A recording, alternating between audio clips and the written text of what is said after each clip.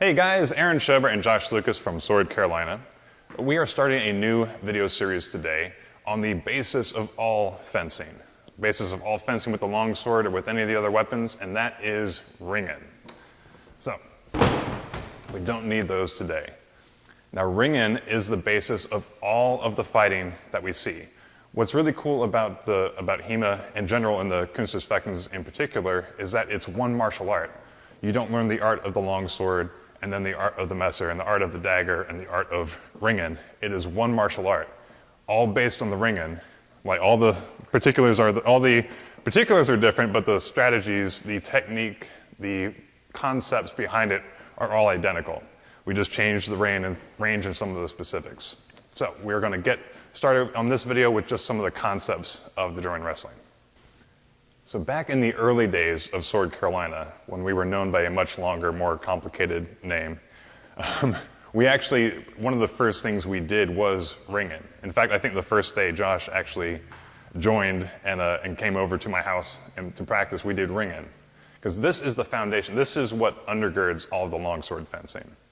So if you think about any of the fencing with the longsword or with the other weapons, you're basically just wrestling at a distance with weapons. It's all based on the wrestling. So this is something that we did early on. We still do it. We still fold it into our training. You do see it creep up in the treatises with fighting with weapons. When you get close, you wrestle.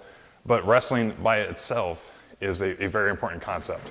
And it really ties in directly with the concepts that we are already familiar with the longsword fencing. So we still have our same basic stance.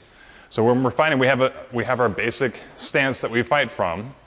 When you get with the wrestling, you do run into some more specific stances and some more just oddities, like exceptions to the rule.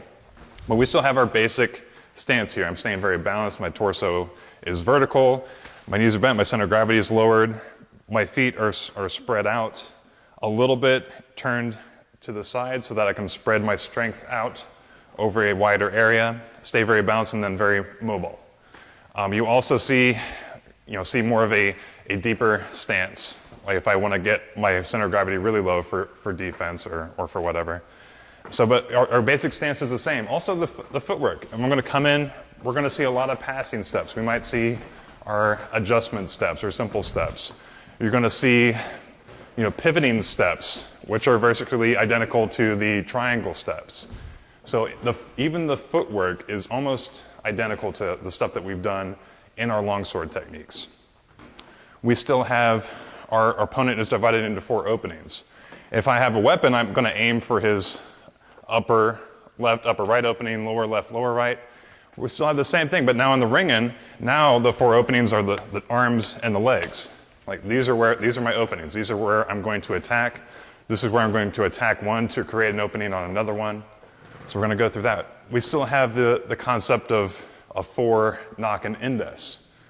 All right, so if I was a stronger fighter, I would want to fight in the 4. I would want to use my speed and fight in the 4. If we're equal fighters, which is pretty much where we are, then we would want to fight indes at the same time and use our balance, use the strength of our balance to fight each other. If one of us was weaker, if I was the weaker one, I would let the other person attack first and fight in the knock and go for the bending of the knees. Like I'm going to use my skill to counter them. So we still have the concepts of 4 indes knock as far as who's in control of the fight. Let's talk more about the concept of balance and then hence unbalancing the other person. We want to stay very balanced when we fight. We do when we fight with weapons, but it's even more obvious in wrestling because the main goal is to not end up on the ground.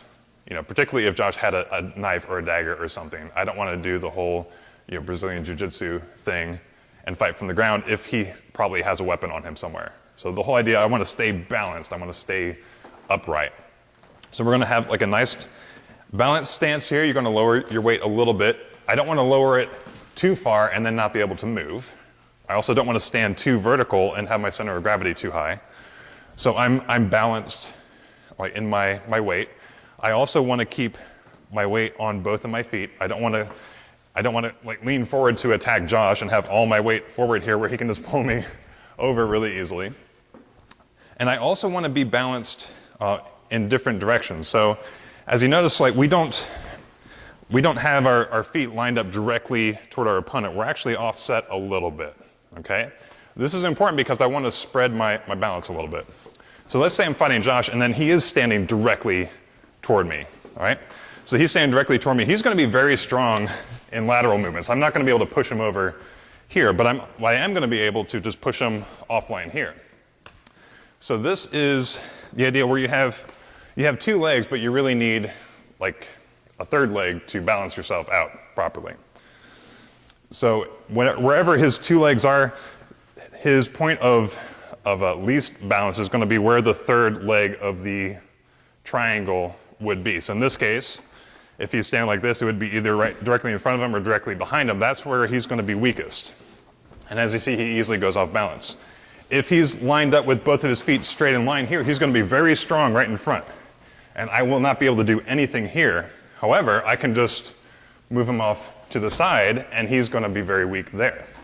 So we're going to keep a very balanced stance, where now he's not 100% strong forward, but now he's in a place where he's much more stable overall.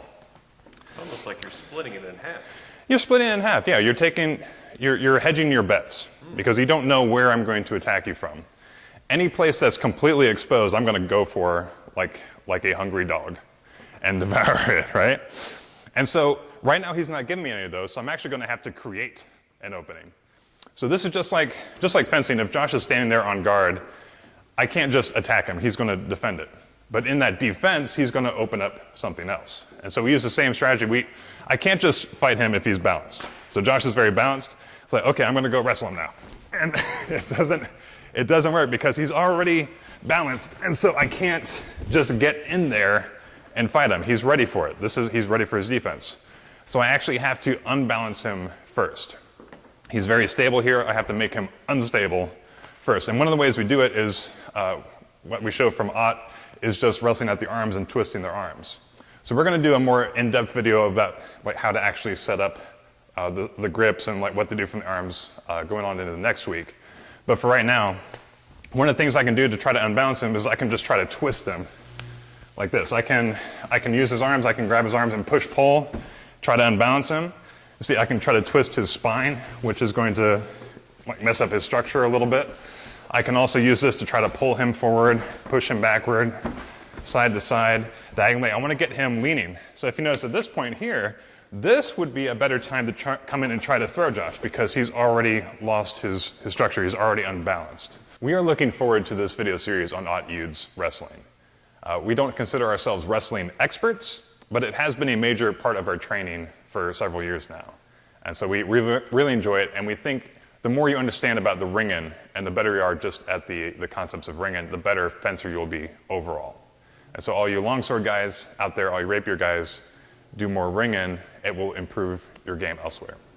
So in the next videos, we will cover a lot more of the techniques themselves and the specifics of it, but I hope you enjoyed this introduction to the series and some of the basic concepts of it. So Aaron Schober and Josh Lucas from Ringen, Carolina, coming at you again really soon.